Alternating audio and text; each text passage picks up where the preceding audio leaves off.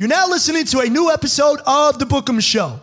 Please be advised that any statements, views, or opinions that are made by my guest or myself throughout the duration of the show should not be deemed as a reflection of my department. Any administrators, supervisors, co-workers, colleagues, canines, civilians, anybody that's directly or indirectly affiliated with my department should not be deemed responsible for any views, statements, or opinions that are stated throughout the duration of the show.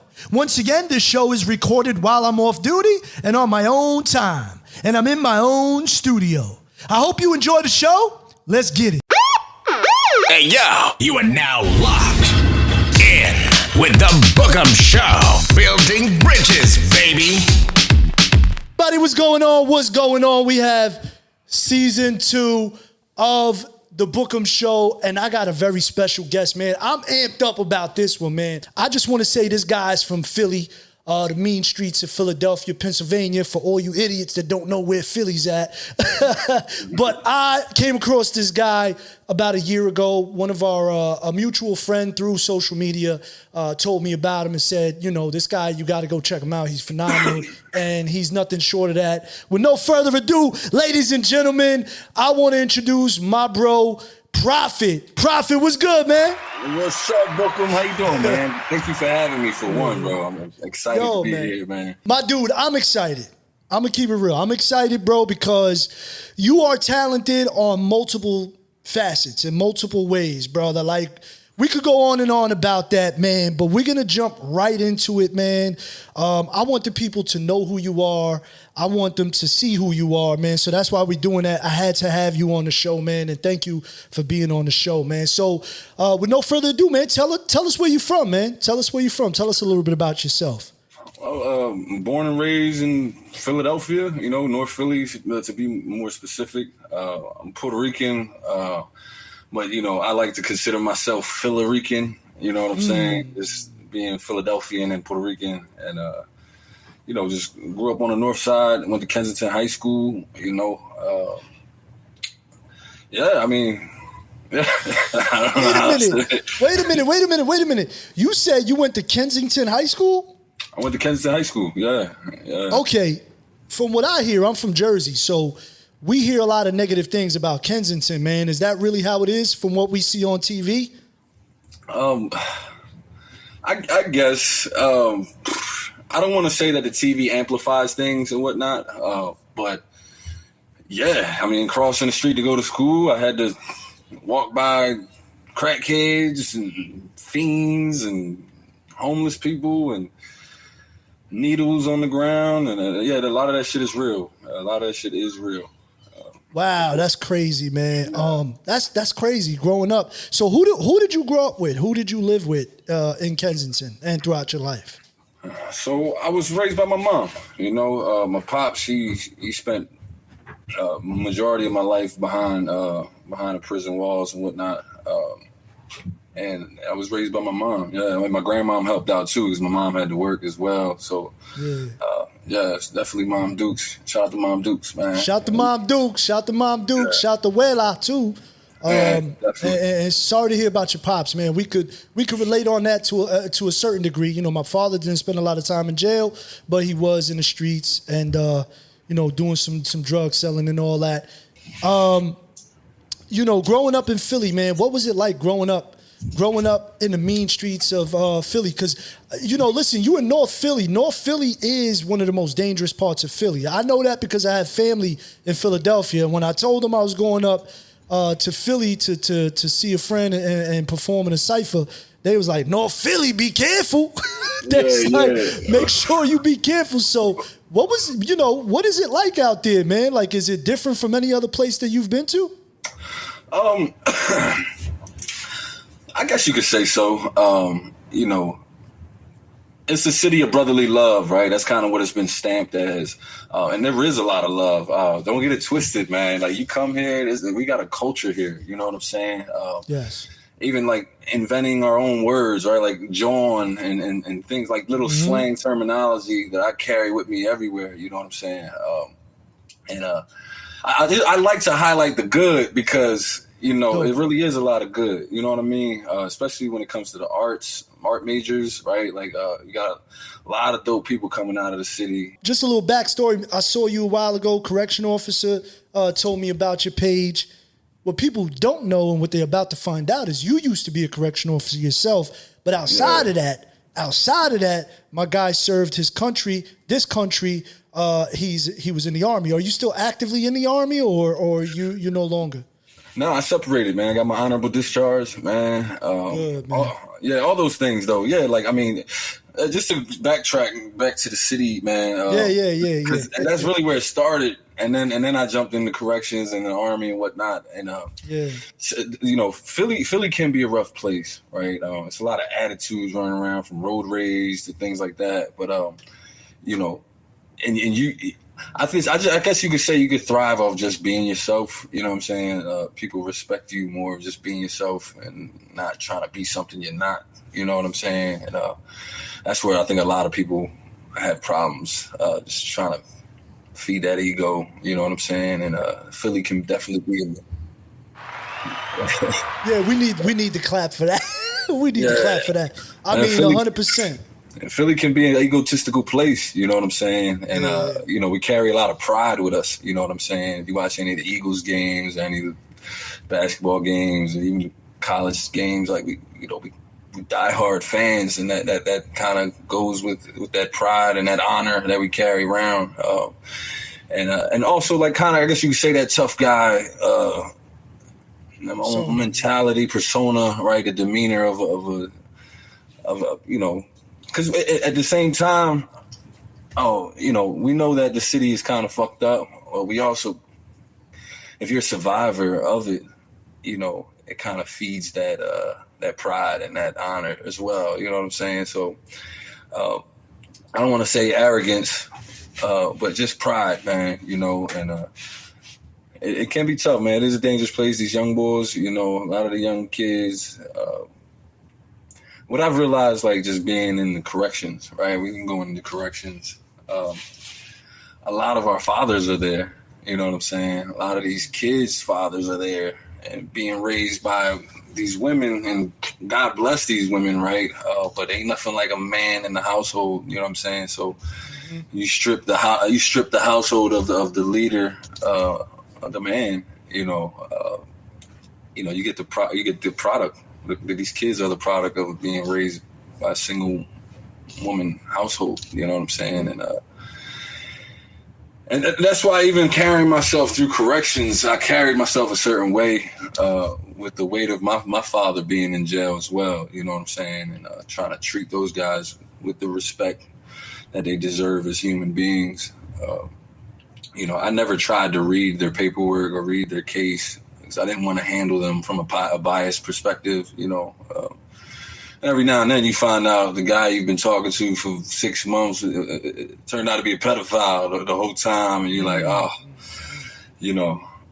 And then that'll dictate how you treat them, you know what I'm saying? So, you know,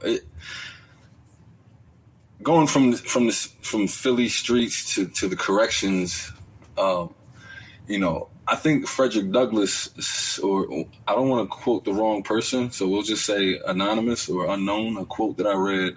He said, if you want to get to know your country, then dive into its prisons. And very interesting, bro. Yeah. What is your interpretation of that? What is your interpretation of that statement you just said?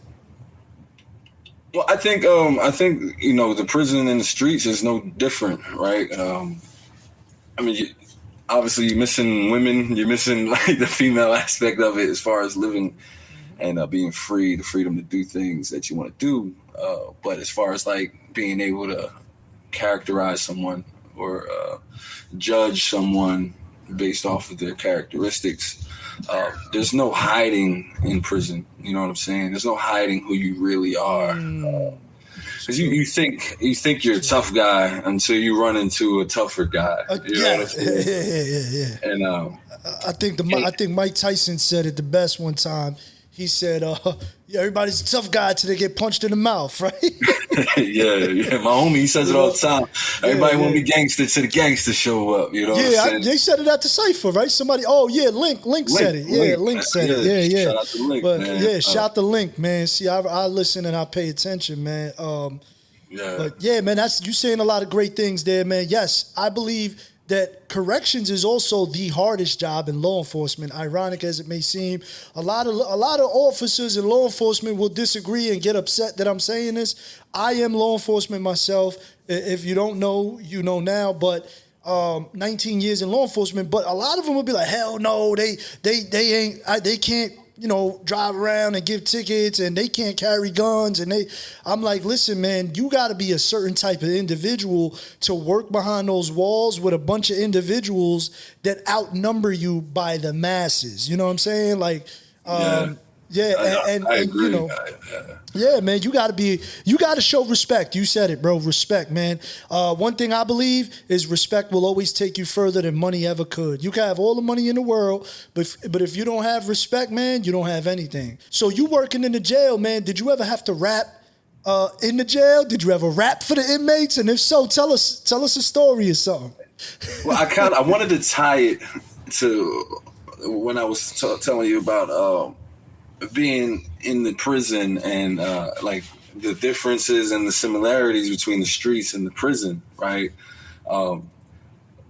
Because they're really not that far apart, but they are in a sense. In the prison, you're in close proximity with all the criminals of the world, right?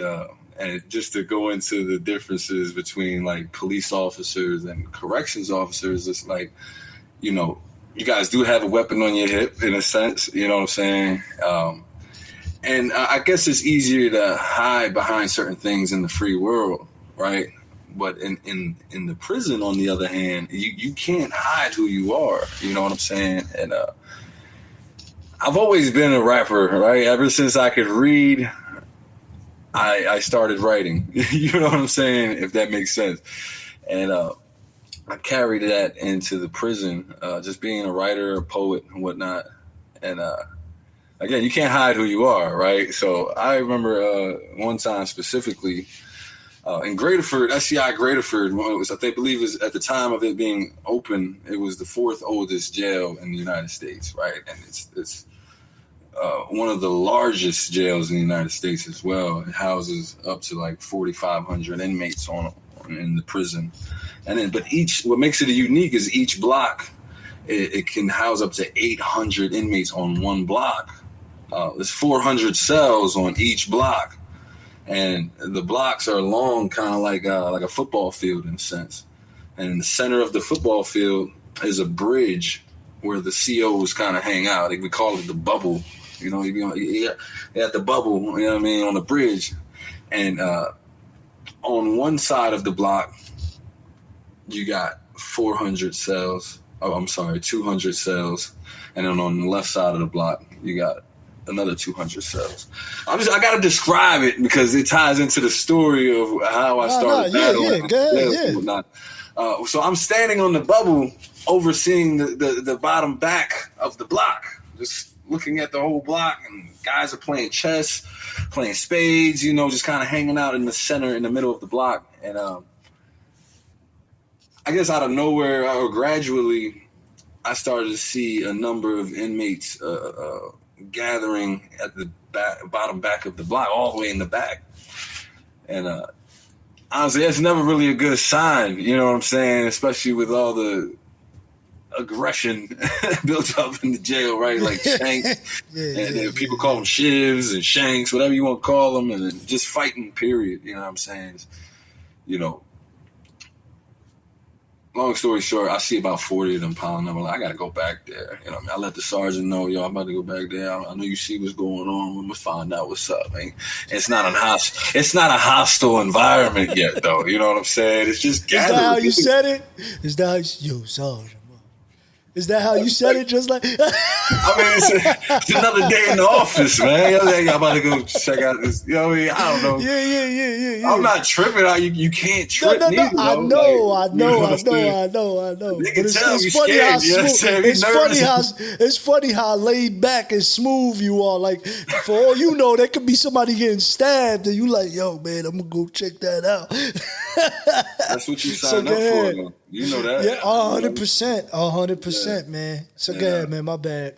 Yeah, no doubt. So I start making my way towards the bottom back of the block, and on my way there, you know, I'm using my IPC skills, the interpersonal communication skills, right, that I learned, you know, talking to guys, like, you know, trying to figure out what I'm about to walk into. And, you know, dudes ain't snitching, man. He's like, I don't know what's going on. All right, but I'm still making my way, you know, and I get to the pile up, right, and I kind of got to shoulder my way in, and I'm rubbing shoulders with dudes, and but the closer I get to the center of the circle, the more I can hear bars. I'm just hearing rapping, like somebody dropping bars. I'm like, oh, I know what this is. I know what this is. So I make my way closer. I get dead center. By the time I get to the center, I guess the dude thinks that I'm coming to shut fun down. You know what I'm saying? Yeah. Little do he know that's simply not the case. You know what I'm saying?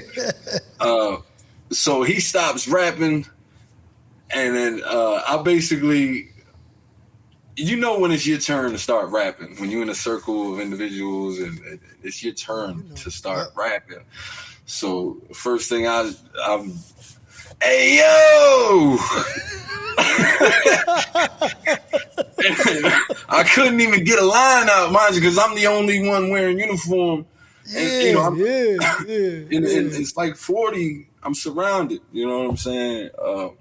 By my people. You know. So I love that, man. I love that. Go ahead. Yeah, no doubt. I love that. I love that you said that. That's how I felt. I love how you said that. So I say, hey, yo. And before I could say a line, you know, the shock value behind the, hey, yo. We all know what, hey, yo mean. So they're like, oh, shit. CO got bars. You know, they're not even, I can't, you know what I'm saying? I can't get a word out. I'm like, well, damn, like, y'all just better hope I'm fired. You know yeah. And you probably was the best one there. Man, I kicked some shit. I couldn't tell you exactly what I kicked. It was some years ago, or whatever. But it was a nice 16 to 32, maybe 24 bars that I dropped, and you had them going nuts. And mind you, I was still on rookie status when I did that. I had probably about like 8 months in, and I'm working on D block, you know.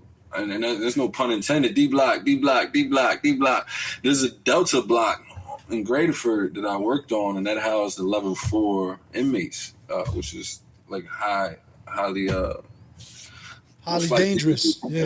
More aggressive inmates and whatnot. Yeah. But man, you know, I come from where I come from. Mm-hmm. I iron my clothes for sure. You know, and I made sure I had the brim squared away, you know, but I know where I'm from, you know what I'm saying? So they couldn't deny bars. Like, you can't deny bars. I don't give a fuck if it's a firefighter. Can't, bro. You know, I don't give a fuck who, like, bro, you could be, you know, we've seen it online already of mailmen, mail ladies playing, you know, doing bars, you know, and they fucked with it, bro. I was about 8 months in when I dropped those bars. The jail was so big, I just told you they could house up to 4,500 inmates in the jail, and there's other blocks. And I wasn't necessarily a regular on Delta Block. That day I worked Delta Block. The next day I had to work probably Echo, Alpha, Juliet. Those bars that I dropped traveled to J Block, which is the hole. It traveled to the hole. Wow, that's crazy. It traveled. So now I'm just this fucking rapper, and And no matter where I went, dudes battling me, giving me bars, COA Rick Ross, shit. you said it with the you hip nut toss, ass Rick Ross, turnkey, this, all this shit. Yeah, yeah. And I'm from where I'm from, right? So I'm just, they hitting me with shit too, right? Yeah. You like they walking up to me. Like, yeah, you about to take a big loss. I get your hip toss, turnkey, you Rick Ross, and niggas blowing up like that's some fucking crazy shit. And I'm like, man, you better get your shit straight. You mad because you's a nut ass inmate and you fucked up your life. And when I clock out, I'm about to go home and fuck with your wife. And it, like, you know what I'm saying? Just say some shit. But I'm hyped right now because I appreciate it. Yeah. I'm hyped right now because that was low key. Little did I know, I was low key earning my respect throughout the Bridging the gap, bro. Bridging the gap. Yeah. Bridging the gap. And you that's know what? Yeah, let me stop. Straight. Let me say something real quick. Add to that. Yeah. Do you understand how important, bro, you doing that was for other officers' safety? Like, I'm keeping it real. Like, people don't understand, like, guys like you that function the way they did in the prison system, or if you're a street cop and you do that, what you do is you change the narrative, bro. Because a lot of dudes, like, looking at you, right? You had, I'm assuming you didn't have braids, you're clean cut, you know what I mean? Rookie, you squared away, this was like post-army vibes too. Yeah. So you squared away to the max. A lot bigger too. I was a little more. You know what I mean? But my dude, what you did is you not only made it safer for other officers, but what you did was you put faith behind the badge. What people said, like, damn, like, yo, they really are like us. And I love what you said earlier, man. I was with my people. See, that's what I tell officers all the time, bro. When you take the job to work amongst your community, not apart from your community. A lot of guys get on the job, man, they forget, bro. You are part of that community. And any which way you could bridge that gap is important. So I salute you, bro, for doing that, because not only does it take balls, but it's admirable because, you were being yourself, bro, in a culture that, there's a lot of phonies behind the badge, man, that they, if they didn't have that badge, they wouldn't be able to walk through certain areas. You know what I mean? So I salute you on that, man. Just to even piggyback off of that, man, like, I always make it my business to say I never had a badge. I literally physically never had a badge, right? I had a name tag, and for me, like, the name kind of just carried. You gotta carry weight. You know what I'm saying? Or you can crumble in the jail because it's so confined, bro. When I say one block in Graterford, you can house anywhere between 400 to 600 inmates on a daily, and there's one key to open up 50 cells at a time, right? That's crazy. It's a lever. Yeah. It's a lever. It's literally you walk up to it, you stick the key in it, and then you pull the lever. 50 inmates will step out of their hut. And you go to the other side, and the other 50, that's 100 downstairs. And you do the other 50, and the other 50, that's 100 upstairs. That's just half the block now. Mm-hmm. And there's only about 5 officers on the block at a time. So, like, you can't go in that joint thinking you Superman, you about to save, you about to... Yeah, you're going to get you're going to get killed, bro. Yeah. Have you ever witnessed an officer get assaulted? Did you ever witness an officer get assaulted? Well, I'm going to say this. I did 4 years in that joint, just under. I like to round up. But I saw my fair share of human beings just on both sides. It didn't matter to me because, remember, I looked at them like I actually ran into cousins and, my cousins' dads and, people I went to high school with. And you see how they living, and at the same time, you can't save everybody neither. You know what I'm saying? It's like, you don't want to be that guy that gets walked all over because you're giving out toilet paper. you're giving out extra toilet paper, extra to him, and extra to him. It's 600 on the block. You start doing favors, they all gonna think you're gonna do them a favor. You know what I'm saying? Yeah. And that's where like the manipulation games come from, because they got all day to just watch you work. They got all day to just study you, especially if you're a regular on that block, and they can figure you out. And I have seen officers get figured out. Guys that go in there thinking they Superman. You know what I'm saying? But even guys who think the exact opposite is very timid, and just you gotta find that balance, like it's a pendulum. You can't be soft in there, bro. It's a pendulum for you're sure. You're gonna get eaten alive, man. That's what I feel. That's it. That's in the streets too, man. Once you don't gotta be aggressive, man, but you gotta be assertive. Two different words. Start with A, but assertive and aggressive, man. You gotta let people know that you stand on your business when it has to be done, but never abusive, never oppressive. You do your job and you let them know, like, listen, you could just because you wear a badge, you could get your ass whooped. You know what I'm saying? Like, don't get it twisted. The smallest guy in the room will tear you up. But, you have to make sure that you have respect, man, because in the streets, in law enforcement, I know for a fact, once you lose respect, man, it's very hard for you to function as a law enforcement officer. You know what I mean? So let me ask you a question, brother. What motivates you the most? What is your biggest motivation? I'm gonna say my wife. Wow, that's interesting. Yeah, and I have 3 kids. I have a dog, a cat, right, a house.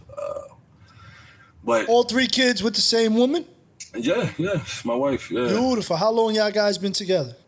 We're working on our 18th year right now. So that's me and my wife. 18 years, January.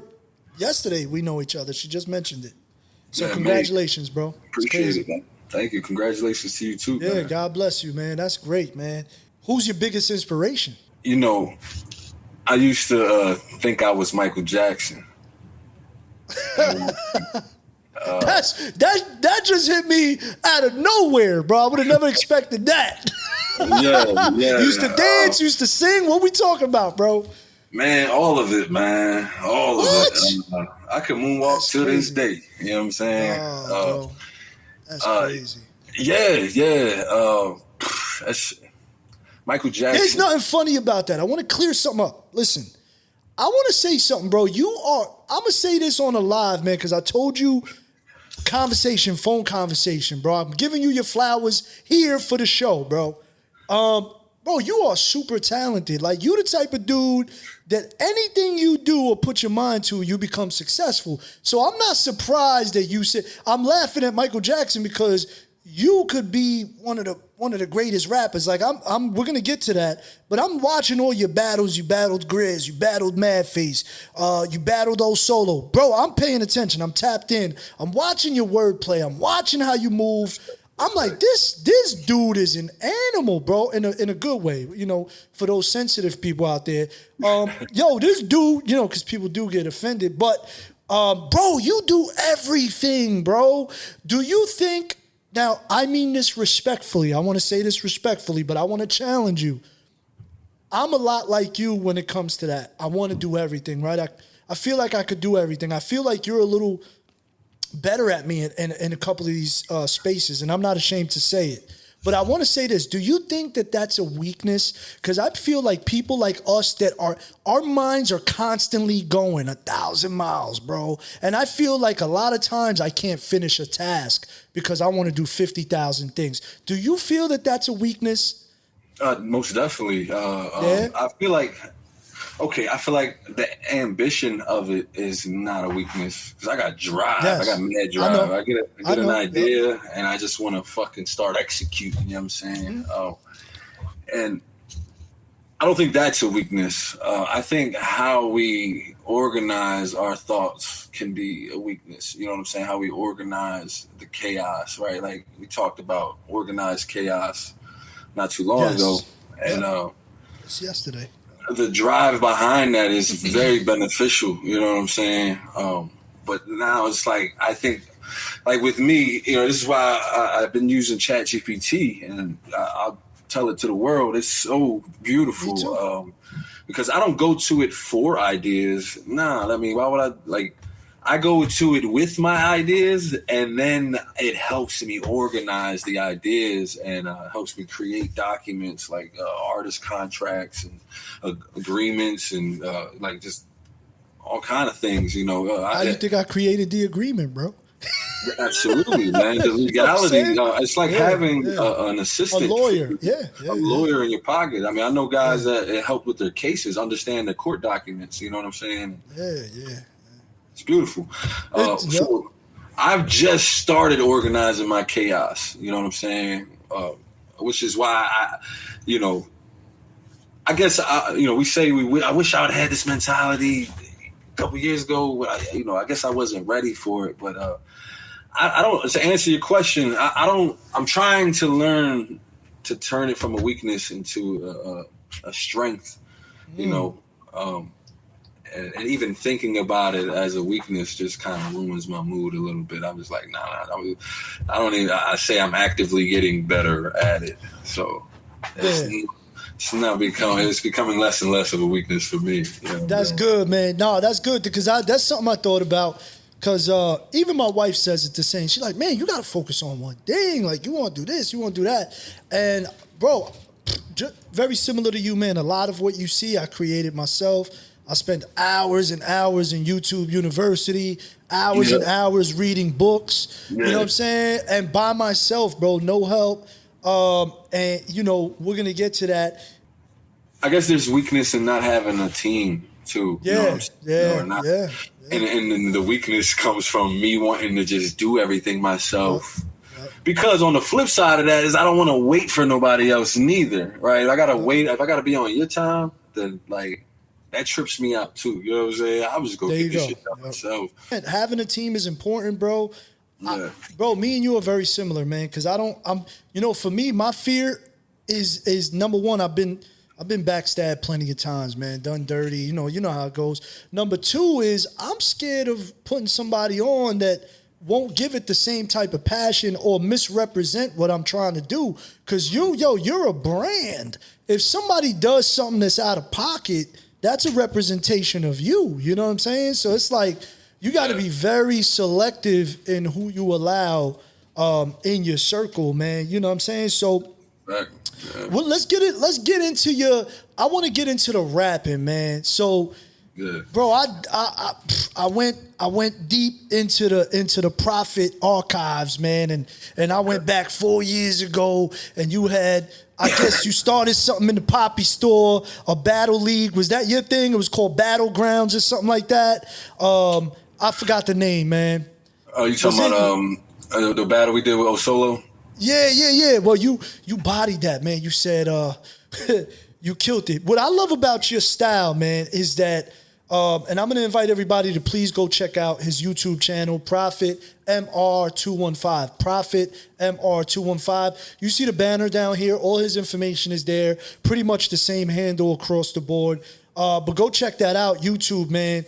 What you're amazing at, bro, is telling stories and so intricately, but you're animated while you do it. So, I caught myself upstairs yesterday in the kitchen. My wife's like, yo, shut the fuck up. Because I'm like, yeah, nigga, I'm going to die with the fire, man. And that's Prophet. That's Prophet. You know what I'm saying? So your style is crazy. It sounds goofy, man. I know. Yeah, listen, I'm 43. I'm still rapping. I don't care. But your style, the way you flow, your delivery is one like I've never seen. And I've been around battle rappers. I know a bunch of battle rappers. I know a bunch of rappers. Yo, you just different, bro. Your storytelling, when you was battling that dude from the West Coast and you was talking about, holding a carbine to your shoulder and then, putting the clip in and reloading with one hand. Oh, that same hand. I'm like, this dude is different, bro. So where do you get your style from? Where did you get that style from? I guess you could say it's a combination of all the things that I was already kind of gifted with, right?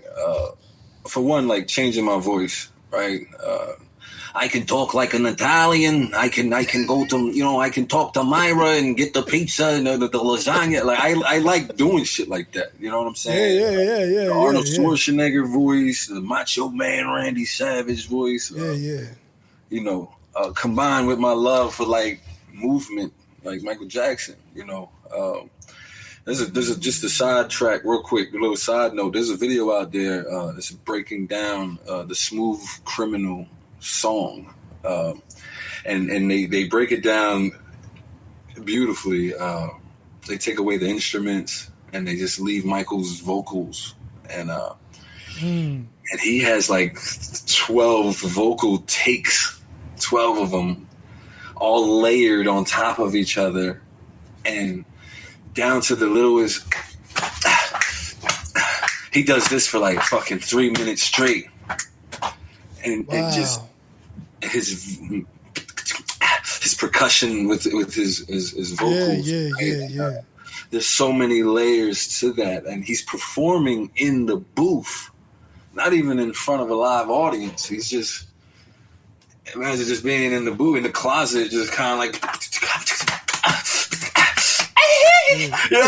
all the crazy shit. I guess you could say battle rap was the first time I was able to implement all the the writing. I was a big Harry Potter fan.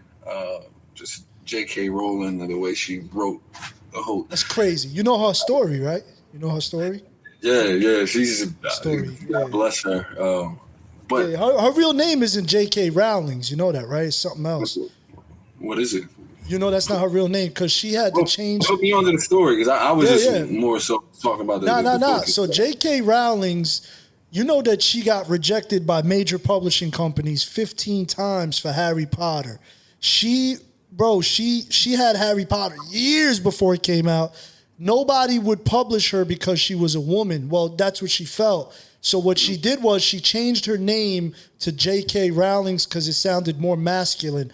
Don't ask me what her real name is, but that's just like a stage name for her. That's not her real name. Wow, you just put me on. I've been a fan of bro. So go check that story out, bro. She went through a lot of. She was homeless. She was homeless, bro, in the street, literally homeless, and she wrote Harry Potter and. So, I know that story intricately because it's one of the things that I talk to the kids about when it comes to perseverance and overcoming obstacles. Like she's one of the epitomes. One of my favorite is Walt Disney, man. He's another guy that got fired from a newspaper company because they said he wasn't creative enough.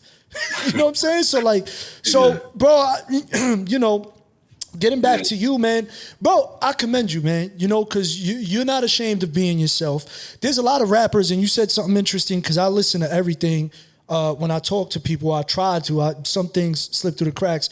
But yesterday, you said something very interesting, and we were talking about the battle rap forum and the people within battle rap. And you said something like, yo, these guys always want to be tough guys, and it's always on camera, off camera, but you said like turns you off because you want to be yourself. Like, not saying you. I know you solid. I know you real. I know you would handle business. I know you're a man. But what I'm saying is a lot of men shy away from I like Michael Jackson. Like they forget Tupac did ballet. They forget that, there's nothing wrong with being yourself and liking things that aren't hardcore gangster. You know what I'm saying? So I commend you for being open to that and telling the world that, being transparent, because that's important to the very fabric of who Prophet is. You know what I'm saying? Yeah, I mean, honestly, if you even look at my earlier battles, I kind of was falling into that trap too, of trying to show them that I love the art, but like with battle rap, just kind of like with prison, in which I was able to get away with certain lines, like the ones I gave to certain inmates, and they were giving me. But sometimes, you give respect with disrespect. You know what I'm saying? Which is why, disrespect thrives so hard in battle rap. That's kind of what keeps the culture alive in that sense. But not to the point where it should consume you. You know what I'm saying? like a lot of these guys do get it kind of misconstrued, where it's like, okay, this is wrestling, you know what I'm saying? But it's just like work, you know, you leave work at work, and when you go home, you just leave work at work, like. Yeah. And, but in a day and age where clout is like the drug of choice, you know, a lot of these dudes would do whatever it takes to expose you or air out your dirty laundry or like just whatever they can to get some type of exposure. That's never really been my twist. You know, if I'm going to be aggressive and disrespectful, it's going to be in the middle of a round. You know what I'm saying? And, you know, it's like that. Don't talk about it, be about it. You know, dudes can create one hell of a promo run. And when it's come down to battle, sometimes it be trash. You know, it's like yeah. You're good at yelling. How would you feel? Yeah, how would you feel? I'm a girl dad. I got all daughters. I know you got. You know, you wanna tell us how many kids you got? You said 3 earlier. You got 2 girls, 1 boy. 2 girls, 1 boy. Yeah. So how would you feel? I'll be watching these battles, man. I would never be able to battle rap because these dudes be going crazy on the kids and bringing the kids up. Like, man, how would you feel? I could see Prophet really spazzing on somebody mentioning his kids. I mean, am I right on that? Well, you know, if you go watch me versus Jay Murder, shout out to Jay Murder, we actually became boys after that battle. Yeah. When I tell you that I was falling into the trap of portraying that aggression off stage, he's one of them. We did a face-off, and I went in with a 40, and I was already 2 40s in. I was already 2 40s in, but mind you, I had you know, there's no excuse for none of this nonsense, but you know, I was just getting out of the prison. I still had the military on my mind, and drinking was actually like a thing to do for me. Therapeutic, you know. So I was already on the mindset, fuck these niggas, you know what I'm saying? So and the type of battler he is, if you watch any of his battles, he's an aggressive battler. So I was trying to prepare myself for his aggression by bringing aggression, you know, even to the face-off. And he flipped the script on me. Kudos to him. He was so calm. I looked kind of like the fool a little bit, like, you know what I'm saying? Yeah. Even though I'm gonna go watch it. Yeah, watch it. But I got a lot of people that say they love that version of me. So I'm like this with it, for real. Yeah. But that was one of the moments where So I think when he came to battle me, I think his idea was to test my gangster and mention my kids and my wife. And so mind you, I signed up for this. You know what I'm saying? So watching that battle, you're going to see the frustration written all over my face. And a lot of people, you can't see it on camera, but my brother is also behind me the whole time. He's actually a lot more stockier than me. And, you know, he's back there with a wife beater on, like, still him, Mike. He's not even calling me Prophet, though, boy. He's like, hey, Mike, still him. And I'm turning. He wants you to punch him? He wants you to punch him? He wants me to punch him. And I guess some people's eyes I should have. I'm glad I didn't. I don't. Nah. But the front, like I said, you know, your big brother is behind you, telling you to still him. Yeah. You're on a big stage, and there's over 1,000 people in the audience. It's a big venue. You know, I think this was one of the first events in that venue, which was on Callow Hill Street. So it was just a lot at play. Do I still him on a big stage and be the Math Hoffa of Philly, or do I try to get through my performance?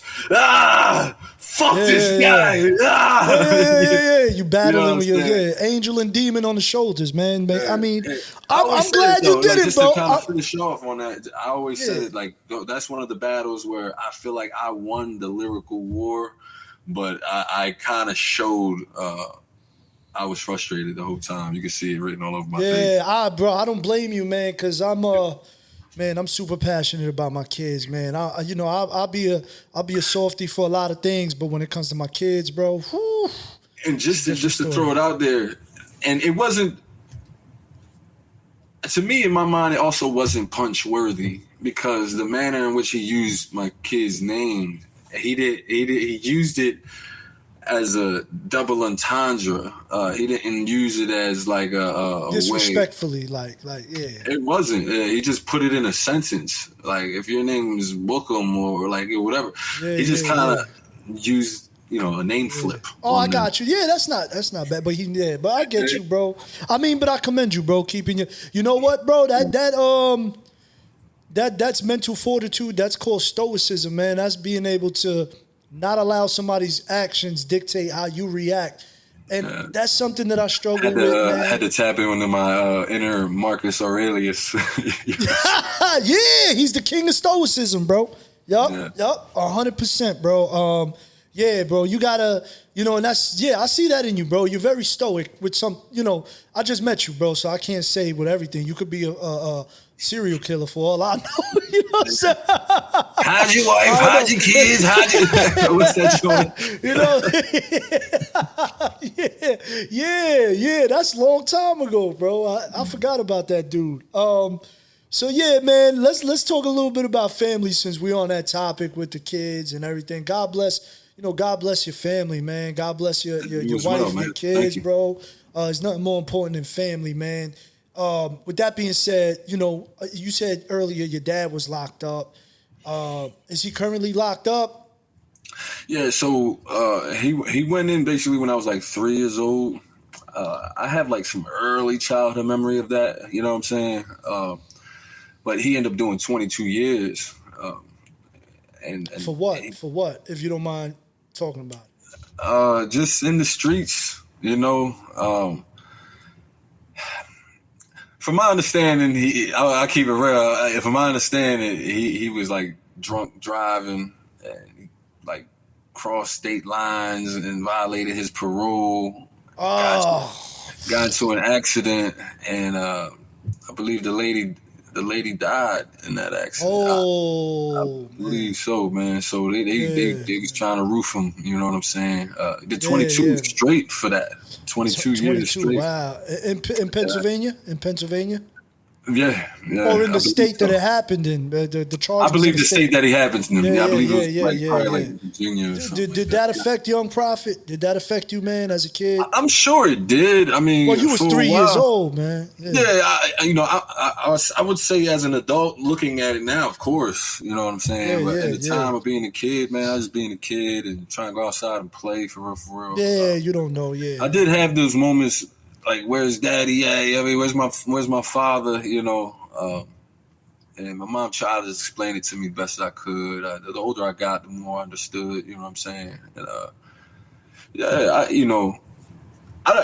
don't know, man. I'm not a good griever. I'm not a good Yeah. So it's kind of is what it is type situation for me. So whenever he reached out with love, I reciprocate that energy. You know what I'm saying? And, yeah. Talk about energy, man. You made a comment the other day, which I saw on Instagram that you said, "Yo, man, from now on, messages are getting sent the same speed. They go out, they come in. What's going on with what was going on with Prophet's mind? I mean, it seemed like maybe you was having like a little beef with somebody. What's going on?" Well, I don't beef with nobody, I think 50 Cent said it one time where he said, he's one of them guys too that you asked about inspiration earlier. He's another heavy dude that I follow. But he said, I don't have a problem with having a problem. You know what I'm saying? I don't want a problem, but I don't have a problem with having a problem. And I guess... sharing those posts that we share, people share quotes all the time. People share, that's our way of venting and whatnot. Definitely don't have no beefs. I recognize things for what it is. And if it's worthy of the direct approach, I will do that. If they ain't worthy of a direct approach, you might see a post. You know what I'm saying? Yeah. That's dope. Yeah. But I mean, they're out here. People that put you in that kind of mood, they're out here. And, got to have a good judge of character before you let them into your circle and they do some real damage. And that's just me, putting it out to the world and venting to the universe. You know what I'm saying? Yeah. No. I respect that, man. I'm big on that. As I got older, my circle got so small, bro. Man, I looked at my wife the other day and I was like, man, I really don't have too many friends anymore. Like I was relatively popular in school and had a lot of friends and hung out with everybody, was always outside. Now I'm like, but then I got encouraged because I was like, man, one thing I thought of, an analogy, and maybe you could use it, bro, is a lot of people compare hills and mountains. There's no comparison, but a lot of people will climb hills believing that they're mountains. And anybody could climb a hill, bro. But you got to be him or her to climb a mountain. Like, a real mountain is in a different atmosphere. I love that. I love that statement. Yeah. I mean, to be honest, I feel like one of my biggest issues, depending on how you look at it, is like I like to associate my friendship with work ethic. And if my friends don't have the same drive or ambition as me, then sometimes I kind of keep my distance on purpose. And it's not to say that I don't have friends I can call just to play the video game with, but the truth is I haven't played the video game in months.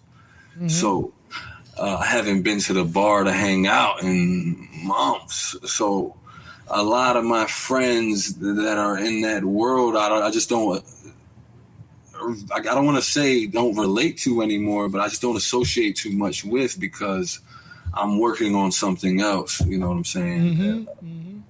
And my circle has become smaller just by making those decisions. You know what I mean? And if they don't respect it, then it is what it is for me. I got mixed feelings about that, man. I got to be honest. The reason I got mixed feelings is because I feel like we're called to be an example to people, man. Like, be a light. You know what I mean? So, yeah, but I get what you're saying 100%. Like, if you're not on the same wavelength, if you're not moving like the way I'm moving and it's messy over there, I want to be where it's, everything's in order and things are, trying to get my ducks in a row and trying to do the right thing and be positive. I get what you're saying, you know what I'm saying? But I'm only telling you this because somebody rebuked me, a pastor. Shout to Pastor Charles, man. He told me this, man.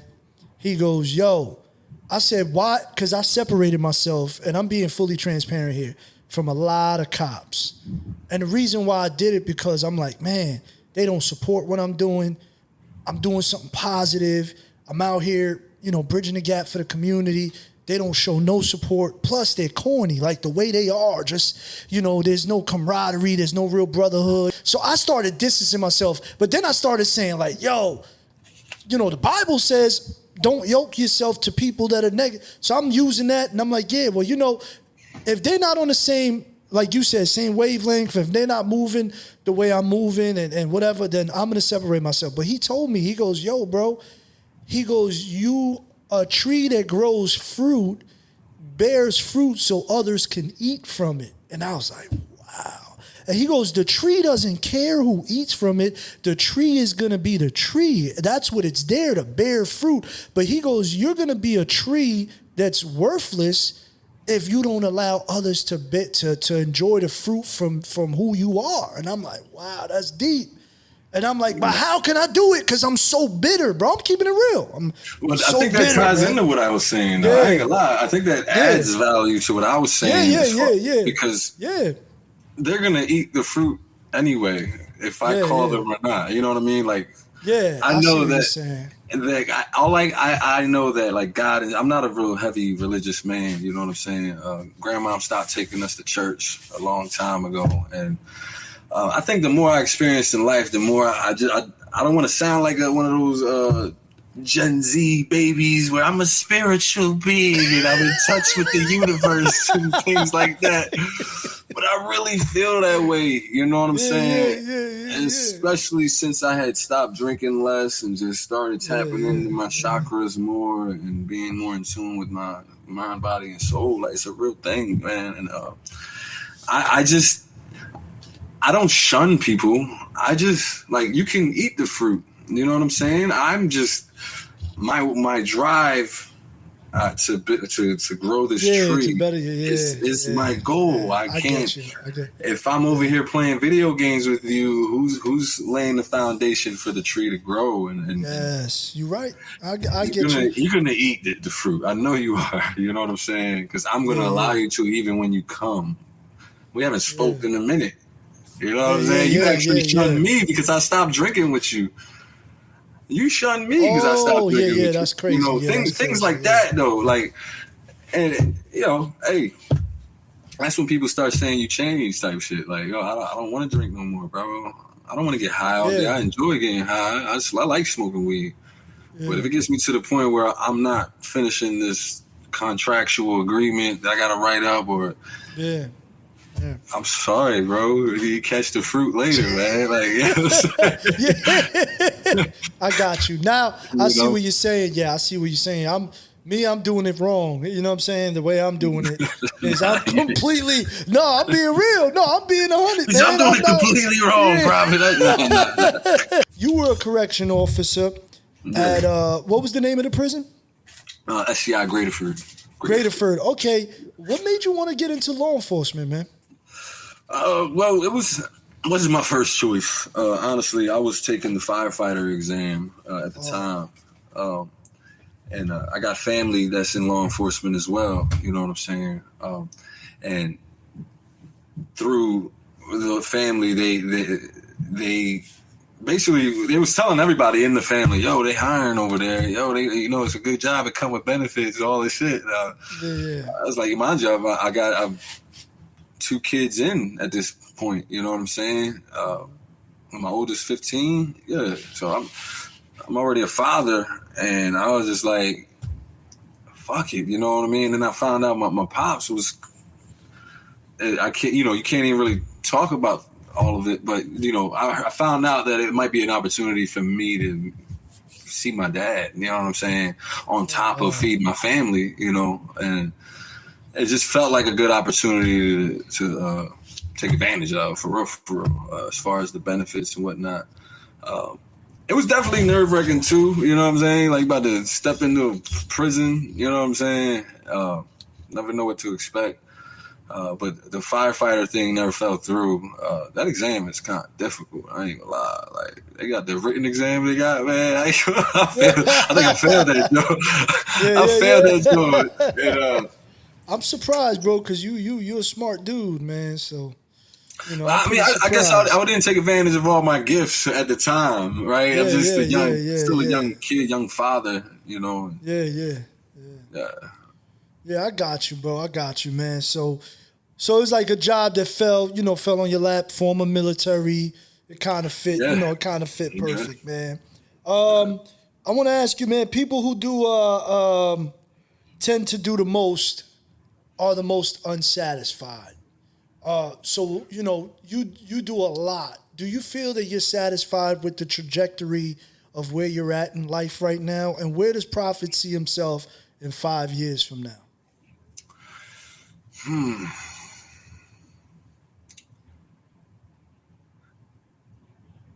I couldn't tell you where I see myself 5 years from now, right? But I do have goals that I want to accomplish that could take me to wherever I can be in 5 years, if that makes sense, you know what I'm saying? I don't really know where it'll all take me. I know where it could take me. But yeah, I got some goals, man. I got some goals for the next 5 years, man. So I've been in school for the past 2 years, learning to fix airplanes and helicopters and whatnot. That's kind of like my main priority right now to,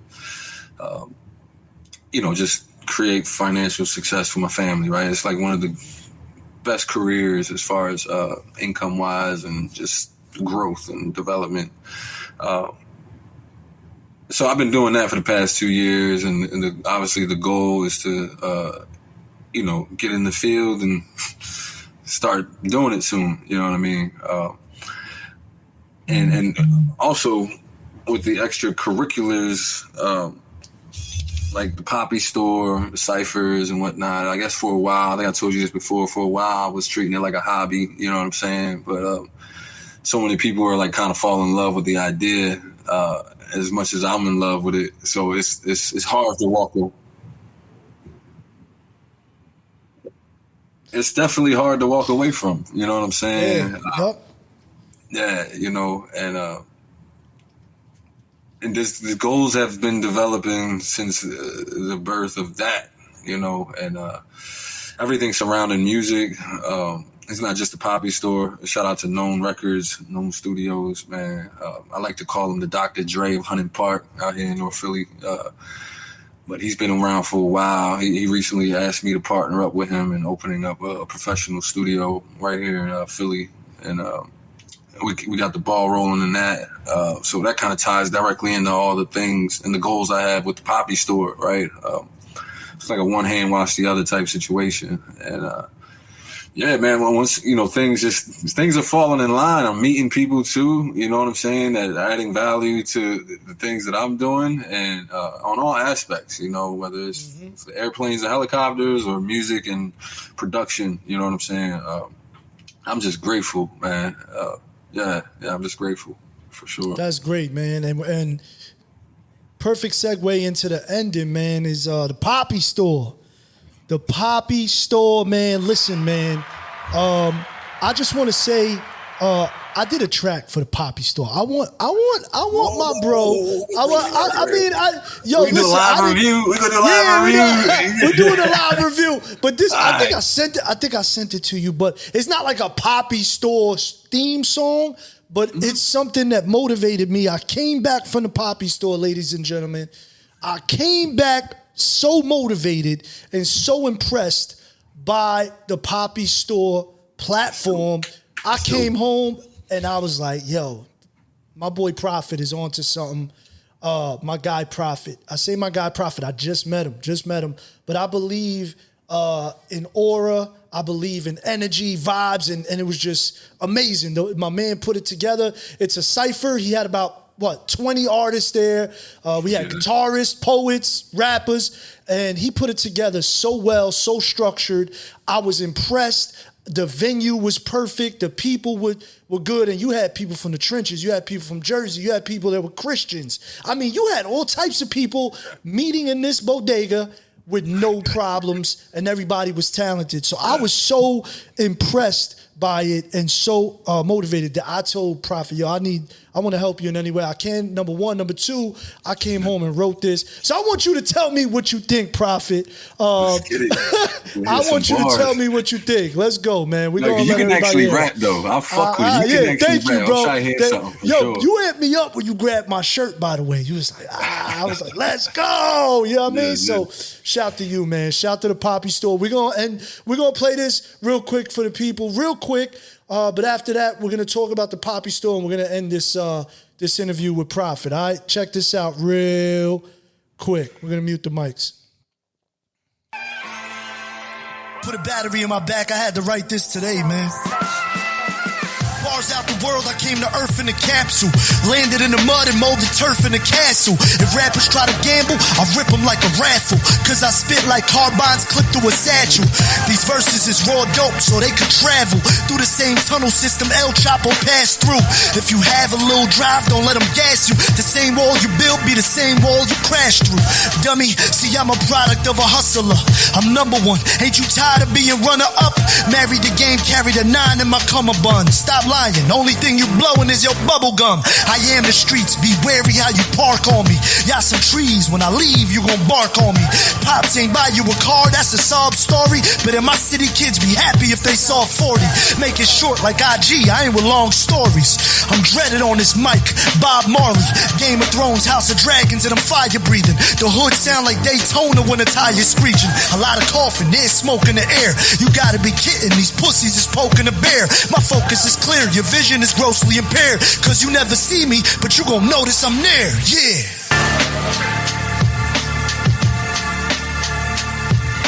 This Poppy store. Yeah, the Poppy store, yeah. Poppy store. Shout to Prophet, man. Yo, Prophet is the man. Yo, listen, man. So I did that motivated because I came back from the Poppy store motivated. My wife was like, yo, you look, you energized. I'm like, man, Prophet really motivated me, man. And listen, you see what I'm doing, right? I'm ready to write something, man. I'm ready to write something, man. Where's the pen, goddamn? I want to talk about the Poppy store. People, listen, I'm going to put the banner up again, please. I need everybody right now. I'm going to be posting this. This is going to be for a couple weeks. You're going to see Prophet on my feed and the Bookem Show feed. I need everybody to please go follow the Poppy Store PHL.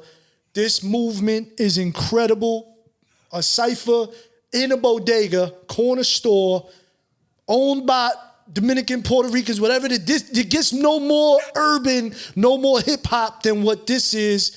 And it's people coming together in this spot, you know what I'm saying, which is a staple in every community across urban America, man. So shout to the Poppy store, man. Show my bro Prophet, the founder, love, follow it. If you know artists that want to be a part of it, you know what I'm saying? Prophet, tell them how they get onto the, I know you talked about doing some new things with the Poppy store. Explain to everybody what the Poppy store is and where you looking to go with the Poppy store. Yeah, so right now we offer a couple different, I call them services, right? Because it's designed to help the artists grow in their development, both professionally and personally, and artistically as well, especially artistically and creatively. But so we do, right now we do about 4 things, technically 3. So we interview artists, entrepreneurs, athletes. If you got a story worth telling, and slide in a DM, you know what I'm saying, and we'll talk about it. Or you can go on www.thepoppystore.com. You actively you're able to fill out a form, send me an email, info@thepoppystore.com, however works for you, Instagram, Facebook, whatever. Like I said, we do interviews where we dive into your story. We do solo performances where you could bring a track to the Poppy store. You can lip sing it or sing it live, however you want to do it. We'll shoot you in the middle of the aisle. People are shopping. The aesthetics is dope, man. And then we do what Bookem was talking about, where he just burned down the cipher the other day. We do an acapella cipher. Right now, we got one cipher for every quarter of the year. So it's 4 ciphers already scheduled for the year. But in between, was just shout out to Bookem again, man. He's the one that kind of introduced an idea to me that I was just fell in love with, and we're gonna run with it. We're gonna be hosting live ciphers. Bookem is gonna help Prophet with the live streaming. We're gonna be live streaming ciphers. It's gonna be a tournament style. Am I correct? If you want to join the tournament, there is a fee. Right? You know what I'm saying? Invest in yourself. But in the back end, the Poppy store is the ultimate goal. The winners then go to the Poppy store. They get footage. Just to piggyback off of that, man, like everything that I just mentioned as far as the interviews, the solo performances, the ciphers, whether it's online or in person, and the on the beat ciphers that we got coming up too, they all come with a fee. Yes. Yes. Let's not get it twisted, man, because it's hard work. I'm sorry, bro. I keep distracting you, bro. It's hard work. It is hard work, man. And, exactly. Yep. At the same time, it's really, if we talk community and building, the proceeds are going to the Poppy store. It's to keep the building open, keep them running, keep them in business. Shout out to Vic, the owner of the Poppy store. His family came straight from Colombia. They're Colombians, and us Spanish, we all kind of related in a sense, you know what I'm saying? He allowed Puerto Rico to come in and just set up shop, and love him, man. And we actually gonna be going out to Colombia too. He's got a producer cousin out there that makes music and things like that, and they live in Medellin, and Medellin has like these crazy parades, and that's future talk, 5-year plan, right? So come to the Poppy store, man. If you got a song, you're an artist, you got a story. We working, we actively working. Waiting on you, for real. Waiting on you. So, yo, let me real quick. If somebody wants to get on the Poppy Store platform, what is the best avenue of approach? If they want to get on the platform, if they want to get on the tournament, do they have to send an email? Are they sending an audition tape? What are they doing? Well, so we have. I'm heavy on Instagram, right? I'm running the Instagram page, and I'm active on there mainly. You can send a DM to the Poppy Store PHL on Instagram and on Facebook as well. But we have an email too. We have an email as well, info@thepoppystore.com. I tell you what, if you go directly on the website and you purchase through the website, I'm calling you. You know what I'm saying? And you're going to be receiving information from me. And so I would say the best way to do it is go to www.thepoppystore.com, figure out what service you want, and click it. Yeah, definitely look at the bottom. Down there, all the information, everybody, is down there. Facebook, Instagram, website is all right there. Yeah. Sorry. So everybody, man, you got it. Prophet, remember, man, you saw him here, not first. You didn't see him here first, but you saw him on the Bookem show, man. And I'm co-signing my bro. Not that he needs it, but I'm telling you, I'm putting it out there, man. I back this guy. I believe in this guy. I believe in his vision for the Poppy Store. He's talented and multifacets. I mean, video editing, rapping, photos. I mean, we could name it, man. So served our country, served his city. He's still serving his city, man. So we got to support bros like this, man, that are out the way doing positive things for the community, out the way and doing things for the culture, man. And don't be scared to reach in your pocket and invest in yourself, because guess what? If it was another platform, just because they have a name and they're already out there, Poppy Store has a name. It's growing. It's going to be the next big thing in PA and beyond. But we need support. He needs support. So listen, man, let's make it happen. And thanks to you, Prophet, for your time, bro. I know you busy. I know you editing, you being a father, a husband, you're a brother. You know what I mean? You're doing a lot of things. You wear a lot of hats, bro. But I want to salute you, give you your flowers, man. It's my pleasure. You right back. Yeah, my pleasure. Back, yeah, thanks for having me, for sure. Like you're an inspiration to. I mean, you got the Bridges Project. You know what I'm saying? You doing big things, and I could learn a thing or two from you, and we're gonna capitalize off of this relationship for sure. 100%, bro. Yeah, 100%, bro. I'm honored.